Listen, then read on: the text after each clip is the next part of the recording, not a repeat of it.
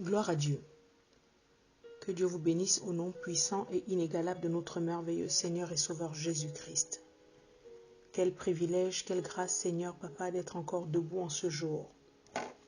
Seigneur, nous te rendons toute la gloire et nous te bénissons pour cette merveilleuse journée que tu nous accordes la grâce de vivre. Merci pour ce moment autour de ta parole. Merci pour ta faveur dans nos vies. Merci pour ta grâce. Merci pour la bénédiction qui coule sur chacun de mes auditeurs en ce jour. Que ta main repose sur eux, que ta main repose sur leur famille. Sois béni d'éternité en éternité. Merci pour ce passage que nous allons lire ce matin. Merci d'éloigner toute lourdeur, toute distraction, toute divagation mentale, toute fatigue, toute somnolence. Nous nous en remettons totalement et entièrement entre tes mains. Reçois toute la gloire au nom puissant et inégalable de notre merveilleux Seigneur et Sauveur Jésus-Christ. Amen. Que Dieu vous bénisse abondamment, mes frères. Aujourd'hui, nous prenons notre parole de Dieu. Nous prenons la parole de Dieu. Nous prenons nos Bibles dans Matthieu, le livre de Matthieu, Matthieu chapitre 2, du verset 16 jusqu'au verset 18. Je fais la lecture dans 8 secondes. Matthieu chapitre 2, verset 16 à 18. Alors Hérode, voyant qu'il avait été joué par les mages, se mit dans une grande colère, et il envoya tuer tous les enfants de 2 ans et au-dessous qui étaient à Bethléem et dans tout son territoire selon la date dont il s'était soigneusement enquis auprès des mages. Alors s'accomplit ce qui avait été annoncé par Jérémie le prophète. On a entendu des cris à Rama, des pleurs et de grandes lamentations. Rachel pleure ses enfants et n'a pas voulu être consolée parce qu'ils ne sont plus. Gloire à Dieu. Nous continuons la lecture dans le livre de Exode. Nous prenons Exode chapitre 1 du verset 8 jusqu'au verset 16. Je fais la lecture. Il s'éleva sur l'Égypte un nouveau roi qui n'avait point connu Joseph. Il dit à son peuple, « Voilà les enfants d'Israël qui forment un peuple plus nombreux et plus puissant que nous. Allons, montrons-nous habiles à son égard. Empêchons qu'il ne s'accroisse et qu'il survienne une guerre. Il ne se joigne à nos ennemis pour nous combattre et sortir ensuite du pays. » Verset 11. Et l'on établit sur lui des chefs de corvée afin de l'accabler de travaux pénibles. C'est ainsi qu'il bâtit les villes de Python et de Ramsès pour servir de magasin au Pharaon. Mais plus on les accablait, plus ils multipliaient et s'accroissaient. Et l'on prit en aversion les enfants d'Israël. Alors les Égyptiens réduisirent les enfants d'Israël à une dure servitude. Ils leur rendirent la vie amère par de rudes travaux en argile et en briques, et par tous les ouvrages des champs, et c'était avec cruauté qu'il leur imposait toutes ces charges. Le roi d'Égypte parla ainsi aux sages femmes des Hébreux nommées l'une Shifra et l'autre Poua. Il leur dit, « Quand vous accoucherez les femmes des Hébreux, et que vous les verrez sur les sièges, si c'est un garçon, faites-le mourir. Si c'est une fille, laissez-la vivre. » Mais les sages femmes craignirent Dieu et ne firent point ce que leur avait dit le roi d'Égypte. Elles laissèrent vivre les enfants. Gloire à Dieu. J'ai lu jusqu'au verset 18, j'ai allongé un peu le passage. Donc, la méditation de ce matin sur ces 2 passages concerne un point vraiment très actuel de nos jours. Et dans les 2 passages que nous avons à peine lus, il y a des similitudes. D'un côté, nous avons Hérode, à l'époque de Jésus-Christ, qui cherchait à tuer Jésus. Et de l'autre, nous avons Pharaon dans l'Ancien Testament, qui cherchait à tuer Moïse. On peut donc dire que les cibles par excellence de ces 2 infanticides décrétés, c'était vraiment Moïse et Jésus-Christ. Mon frère, il est important que nous nous rendions compte que les plans de l'adversaire, déjà dès la Genèse, n'ont jamais changé. Les plans du diable pour la vie des enfants de Dieu, pour ceux qui marchent réellement dans les voies de Dieu, sont les mêmes, identiques, et cela depuis toujours. C'est pour ça que Jésus-Christ a dit dans Jean 8, verset 44, que le diable est meurtrier dès le commencement. Dans les deux passages que nous venons de lire, nous voyons que Moïse et Jésus-Christ sont les cibles de l'adversaire, parce qu'ils représentaient pour ces deux souverains une menace, de par leur seule présence dans le monde. Cela créait déjà une agitation dans le camp de l'ennemi. Et ils étaient encore des bébés que déjà les autorités, les souverains de l'époque, représentés en la personne de Pharaon et la personne de Hérode, se sentaient agités, menacés, troublés, inquiets pour leur place. Frères, avec le Saint-Esprit en toi, il y a des familles où il y a des nouveaux emplois, des nouveaux boulots, que à peine tu entres, tu n'as même pas encore pris fonction, comme c'était le cas de Jésus et de Moïse qui étaient encore des bébés, qui n'avaient même pas encore commencé leur ministère, ils n'avaient même pas encore dit quelque chose, que déjà on ne les aimait pas, que déjà on ne les appréciait pas, que déjà on cherchait déjà à les faire périr. Il y a des endroits comme ça où avec la présence de Christ en toi, dès que tu mets pied, on commence déjà à échafauder des plans pour te faire couler, pour te tuer, que ce soit mystiquement, psychologiquement, spirituellement, physiquement, de toutes les manières possibles, on essaye de te faire du mal. Et cela, c'est quelque chose qui date, comme nous venons de le lire, depuis toujours. Et nous ne devons pas nous leurrer sur la mission de l'adversaire, qui ne vient que pour dérober, égorger et détruire. Et pour ce faire, Satan ne manque pas d'inspiration, il ne manque pas de ressources. La motivation de ces souverains à l'époque déjà, c'était quoi? La jalousie. Il ne faut pas que tu prennes mon trône, il ne faut pas que tu prennes ma place. Avec beaucoup de haine, beaucoup de comparaison, il sera peut-être meilleur que moi. Et il sentait vraiment la présence de Moïse, il sentait la présence de Jésus-Christ véritablement comme quelque chose de néfaste pour eux. Hérode a dû échafauder un plan, comme nous le connaissons, nous allons le lire dans le livre de Matthieu 2, chapitre 2, au verset 8. Il est dit: puis il les envoya à Bethléem en disant: allez et prenez les informations exactes sur le petit enfant. Quand vous l'aurez trouvé, faites-le moi savoir, afin que j'aille aussi, moi aussi, l'adorer. Il a dû échafauder un plan et mentir aux mages. Il a dû faire croire aux mages que lui aussi, il voulait aller adorer le Christ. Voilà une figure d'hypocrisie que nous avions vue il y a quelques semaines. Quelqu'un qui fait semblant de vouloir aller bénir l'enfant, de vouloir aller l'adorer. Et la parole dit, il a demandé des informations exactes. Il a pris soigneusement, attentivement toutes les informations concernant le Seigneur pour pouvoir passer derrière, lui faire du mal. Et là, je m'arrête encore pour nous dire de véritablement faire attention. Faisons attention à toutes les informations sur nos vies ou sur les choses que nous donnons à certaines personnes. Bien généralement, il y a des personnes qui s'approchent de nous dans le but d'avoir des informations précises, d'avoir des informations claires sur les détails de nos vies, nous faisons croire que c'est pour tel ou tel but alors que cela n'est pas le cas.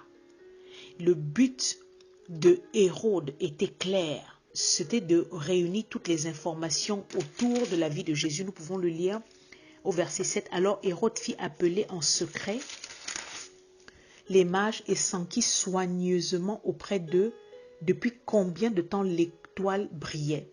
Puis il les envoya à Bethléem en disant: allez et prenez des informations exactes sur le petit enfant. Quand vous l'aurez trouvé, faites-le moi savoir, afin que j'aille moi aussi l'adorer. Donc, ici, on se rend compte que Hérode se fait passer pour ce qu'il n'est pas.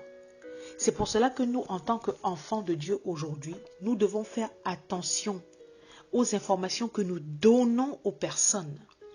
Parce que le but de Hérode n'était pas d'aller adorer le Seigneur, mais c'était d'aller le tuer. J'appelle encore à notre éveil en ce jour, à notre attention en ce jour, à faire véritablement attention, à discerner à qui est-ce que nous donnons les informations de nos vies, à qui est-ce que nous confions les projets, à qui est-ce que nous parlons, parce que les gens ne sont pas toujours ce qu'ils paraissent être et ils ne sont pas toujours animés de bons sentiments. Hérode n'avait pas compris qui était en réalité Jésus-Christ. Il pensait que Jésus-Christ aspirait à prendre son minable petit trône, alors que Jésus-Christ est le gouverneur des nations. Il est le roi des rois, il est le Seigneur des seigneurs, c'est le sauveur de l'humanité. Il était en train de s'inquiéter pour sa petite position, comme beaucoup de personnes aujourd'hui dans les différents lieux de boulot. Une fois que tu entres, ils ont l'impression que tu es là pour discuter leur emploi, que tu es là pour prendre leur place. Et ils commencent à échafauder des plans pour pouvoir te bloquer, pour pouvoir te nuire, en faisant semblant d'être tes amis. Dans des familles où tu entres, les gens font semblant de vouloir ta progression, ton ascension, et ils échafaudent des plans. Ils mettent en marche des stratégies pour pouvoir prendre des informations sur toi, alors que c'est pour un but précis, te bloquer. Dans les deux passages que nous avons lus, ces deux entités représentées en Hérode et en Pharaon avaient établi des décrets contre la vie des enfants de Dieu. Quand on parle de décret, on parle de décision émise par une autorité souveraine. C'est une ordonnance. Et je vous le dis aujourd'hui, cela continue encore d'être le cas. Il y a certaines personnes dans ce monde dans lequel nous vivons qui sont véritablement des instruments du diable, comme l'était à l'époque Pharaon et Hérode. Et ils ont pour but de nuire à l'évolution des enfants de Dieu. Autour de nous, il y a des Hérodes et des Pharaons encore de nos jours. Et ces personnes représentent, ces Hérodes et ces Pharaons représentent des personnes qui n'ont pas à cœur les intérêts des enfants de Dieu, qui désirent non seulement garder les enfants de Dieu dans un certain esclavage, une certaine torture, que ce soit des tortures morales, des tortures psychologiques. Ils désirent vraiment enfermer les enfants de Dieu dans des blocages, afin de mener les enfants de Dieu à la mort. Les Hérodes et les Pharaons peuvent se trouver partout, je le réitère, en famille, autour de nous, dans les amis, les collègues, les dirigeants au pouvoir. Et c'est pour cela que nous devons avoir les yeux spirituels ouverts pour pouvoir les discerner. Mais gloire à Dieu, que si nous continuons à demeurer fermement enracinés en Christ, nous serons toujours protégés de ce genre de décret diabolique proféré contre nos vies, car rien ni personne ne sera jamais plus fort que la protection de Dieu pour nos vies. Qu'importe les pratiques occultes, qu'importe les pratiques faites autour de nos vies, de nos enfants, de nos mariages, Dieu va toujours nous protéger. Romains 8, verset 31 dit quoi? Si Dieu est pour nous, qui sera contre nous? Parfois, nous subissons les secousses spirituellement. On subit les attaques. On voit vraiment les attaques autour de nous. Mais je le réitère encore, pour qui marche, pour la personne qui marche réellement avec Dieu, dans la vérité, dans l'authenticité, l'adversaire ne peut pas te toucher. Parce que la main de Dieu est toujours posée sur ta vie, mon frère, ma sœur. Le psaume 121, verset 1 dit quoi? Je lève les yeux vers les montagnes, d'où me viendra le secours. Le secours me vient de l'Éternel qui a fait les cieux et la terre. Il ne sommeille ni ne dort. C'est lui la protection pour nous, enfants de Dieu. Il est la protection pour tous ceux qui lui appartiennent.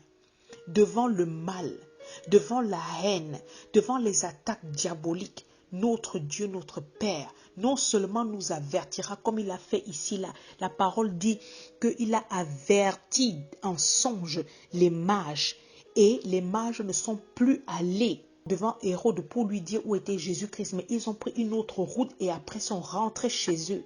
Il va toujours nous préserver du mal. Lisons dans la version que j'aime bien, la version du semeur, Matthieu 2. Matthieu 2, dans le verset 10, il est dit quoi?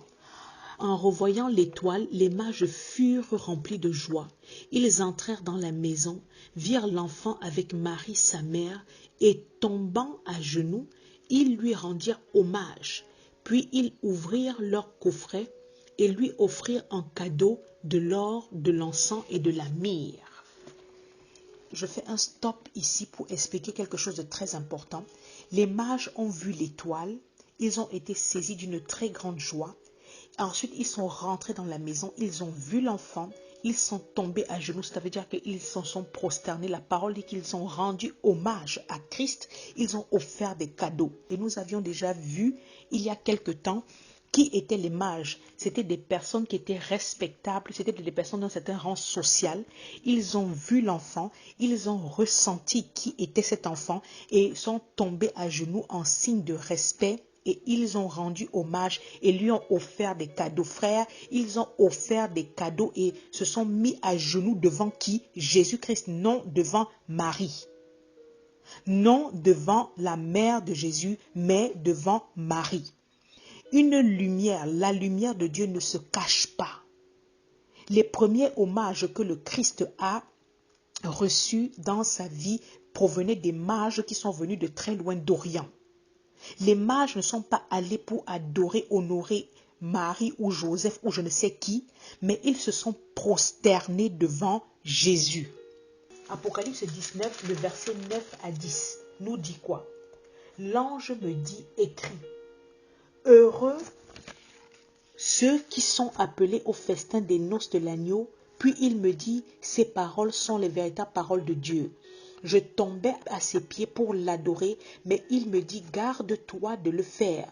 Je suis ton compagnon de service et celui de tes frères qui ont le témoignage de Jésus. Adore Dieu, car le témoignage de Jésus est l'esprit de la prophétie. Adore Dieu. Dans ce passage, on voit comment l'ange a fermement bloqué Jean et lui a dit, ne m'adore pas. Ne m'adore pas. S'il y a quelqu'un que tu dois adorer, c'est Dieu. Ne m'adore pas. Je suis ton compagnon de service. Je suis ton compagnon de service. Ce n'est pas moi qu'il faut adorer. Frère, arrêtons d'être dans la confusion. Une confusion diabolique dans laquelle les hommes nous placent dans les différentes religions. On nous demande d'adorer Marie. On nous demande d'adorer les saints. On nous demande d'adorer les anges. La parole de Dieu est claire. Même Marie, dans Jean chapitre 2, verset 5, a dit aux serviteurs, faites ce qu'il vous dira. Il mit pour Jésus, faites ce que mon fils vous dira. Les mages se sont prosternés pour rendre hommage à l'enfant et non à sa mère. Parenthèse fermée. Dans ces passages que nous venons de lire, l'Exode chapitre 1 au verset 7, il est dit, les enfants d'Israël furent féconds et multiplièrent. Ils s'accrurent, ils devinrent de plus en plus puissants et le pays en fut rempli. Le pharaon, le roi d'Égypte, c'est-à-dire le roi d'Égypte, avait un problème particulier avec les Hébreux qui représentaient alors le peuple de Dieu à l'époque.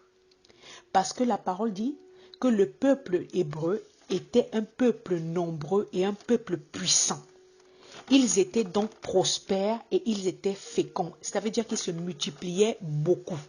Là, on peut donc dire que la prospérité et la multiplication étaient comme ça deux attributs des enfants de Dieu. Frères, comprenons que la prospérité et la multiplication, ce sont les grâces qui rentrent dans la volonté de Dieu, les promesses de Dieu pour nous aujourd'hui, enfants de Dieu. Et ce que le pharaon voyait devant ses yeux, c'est-à-dire la prospérité et la multiplication des enfants de Dieu, c'était le fruit de la promesse que Dieu avait donnée à Abraham, Isaac et Jacob. À Abraham d'abord, et ensuite à Isaac et à Jacob, dans Genèse 12, verset 2, où il dit « Je ferai de toi une grande nation et je te bénirai. Je rendrai ton nom puissant et tu seras une source de bénédiction. » Il ne s'agissait plus d'une grande famille qui s'était élargie, mais il s'agissait maintenant d'une nation entière. que Pharaon voyait devant ses yeux s'étendre. Satan a un problème particulier avec la bénédiction des enfants de Dieu. Il a un problème particulier avec les grâces. C'est pour cela que si toi qui m'écoutes aujourd'hui, tu te dis enfant de Dieu, mais face à la prospérité, la multiplication, face aux grâces, aux bénédictions, aux faveurs de ton frère ou de ta sœur, tu ressens de l'aigreur, de la colère, de la tristesse, de l'amertume, sache que tu as un véritable problème. Sache que tu as un véritable problème. Nous servons le Dieu d'abondance. Et face à nos ascensions, face à notre puissance, quand on dit quelqu'un est plus puissant, ça veut dire que le peuple hébraïque était plus fort, était plus nombreux. Sachez, comprenez-le aujourd'hui encore, que l'adversaire n'est pas d'accord. Et voilà comment il a commencé à échafauder, tout comme Hérode, il a échafaudé un plan. Pharaon a échafaudé un plan macabre. Et son plan macabre était vraiment d'empêcher non seulement l'accroissement, l'élévation de ce peuple au travers des travaux, au travers de la servitude, de l'esclavage, au travers de l'infanticide. Mon frère, ma sœur, il faut savoir que devant ton ascension, devant ta progression, devant tes promotions, ils se lèveront toujours des pharaons et des Hérodes pour pouvoir te nuire.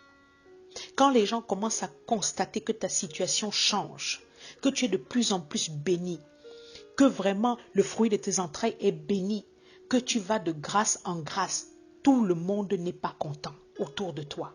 Il y a les gens qui sont contre l'évolution. Il y a les gens qui sont là et qui regardent ta vie et qui ont peur que tu les dépasses, que tu sois devant eux. Et ils mettent en marche tout ce qu'ils peuvent comme stratégie d'attaque pour pouvoir te nuire. Mais gloire à Dieu que dans l'affliction, gloire à Dieu que dans la sorcellerie que certaines personnes manifestent contre la vie des enfants de Dieu, Dieu n'abandonne pas ses enfants. Pharaon avait mis en place ici des corvées. Cela veut dire quoi? Des travaux pénibles pour empêcher les enfants de Dieu à continuer à se multiplier. Mais on voit dans l'Exode 1, verset 12, que plus on les accablait, plus ils continuaient à se multiplier, ils continuaient à s'accroître. Et c'est là que la haine a commencé à se développer contre les enfants d'Israël. C'est-à-dire qu'il y a les gens qui font tout pour pouvoir te nuire, mais quand ils se rendent compte que toutes leurs petites machinations diaboliques ne mènent nulle part, la haine entre dans le cœur, la méchanceté, la dureté. On commence à te mener une guerre sans merci. Le verset de Genèse 28, verset 14 dit quoi? Ta postérité sera comme la poussière de la terre. Tu t'étendras à l'Occident et à l'Orient, au septentrion et au Midi, et toutes les familles de la terre seront bénies en toi et en ta postérité. Plus on accablait les enfants de Dieu, plus la promesse, plus la prophétie que Dieu avait donnée, que nous venons de lire, était en marche. Plus les gens continueront à te maudire, plus les bénédictions et les promesses de Dieu pour toi, qui est réellement enfant de Dieu, arriveront en manifestation. Les sorciers chercheront toujours à nous nuire. Mais tu avanceras. L'Ésaïe 54, verset 17 dit quoi? Toute arme forgée contre toi sera sans effet.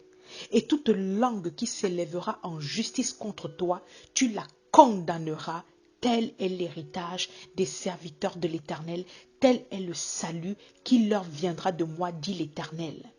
Il n'y avait aucune raison valable, juste, qui pouvait justifier que l'on puisse tuer les Hébreux, tout comme Hérode n'avait aucune raison normale de craindre un bébé. Dites-moi quelle menace un enfant pouvait constituer pour cet adulte qu'était Hérode. Même si on dit que l'enfant aurait grandi, mais il y aurait eu plusieurs années, peut-être Hérode serait même mort entre-temps. La question n'est pas physique, la question est spirituelle. La question est fortement spirituelle. La question n'est même pas politique, ce n'est même pas une question de trône ou de poste. Les gens détestent les autres dans ce monde parce que c'est spirituellement qu'on en juge. Était né le libérateur, était né le Sauveur, était né une personne que personne ni rien ne peut arrêter, ne peut contester. Frère, Christ en toi, l'espérance de la gloire, selon Colossiens 1, verset 27. Aucune entité, aucune principauté, aucun souverain, aucun sorcier ne peut te freiner, ne peut freiner ton ascension, ta progression quand tu marches dans les voies de l'obéissance à Dieu. Jean 16, verset 33 dit quoi? Je vous ai dit ces choses, afin que vous ayez la paix en moi. Vous aurez des tribulations dans le monde, mais prenez courage, j'ai vaincu le monde. Christ a déjà vaincu le monde. Il y aura certes des décrets, il y aura certes des épreuves, il y aura certes de l'adversité, des challenges. Lancés contre nous, lancés contre notre progression, lancés contre les mariages, lancés contre la vie de nos enfants. Mais Dieu nous demande de rester calme, de rester dans la paix, de conserver la paix. Christ a déjà vaincu le monde. Christ a déjà vaincu le monde. Et rappelons-nous quelle est la position spirituelle de Christ. Dans l'Éphésiens 1, verset 19 déjà, il est dit « Et quelle est envers nous qui croyons l'infinie grandeur de sa puissance, se manifestant avec efficacité par la vertu de sa force. Il l'a déployé en Christ en le ressuscitant des morts et en le faisant s'asseoir à sa droite dans les lieux célestes au-dessus de toute domination, de toute autorité, de toute puissance, de toute dignité et de tout nom qui peut être nommé non seulement dans le siècle présent, mais encore dans le siècle à venir. Christ est assis au-dessus de toute domination, de toute autorité, de toute puissance, de toute dignité, de tout nom qui peut être nommé non seulement dans ce siècle présent, mais encore dans le siècle à venir. Qu'importe la position des rois, qu'importe la position des chefs, qu'importe la position des autorités dans ce monde, notre merveilleux Seigneur et Sauveur Jésus-Christ est assis loin au-dessus. Et le livre de Luc, Luc chapitre 10 verset 19 dit quoi? Je vous ai donné le pouvoir de marcher sur les serpents et les scorpions et sur toute la puissance de l'ennemi et rien ne pourra vous nuire. Sur toute la puissance de l'ennemi, aussi puissant que soient les Hérodes, aussi puissant que soient les pharaons, rien ne peut te nuire. Tu as reçu l'autorité et la puissance de celui qui est assis loin au-dessus de toutes ces entités pour pouvoir marcher sur eux et rien ne peut te nuire. Par la grâce de Dieu, nous continuerons encore ces messages dans les jours à venir. Que Dieu vous bénisse au nom puissant de notre merveilleux Seigneur et Sauveur Jésus-Christ. Amen.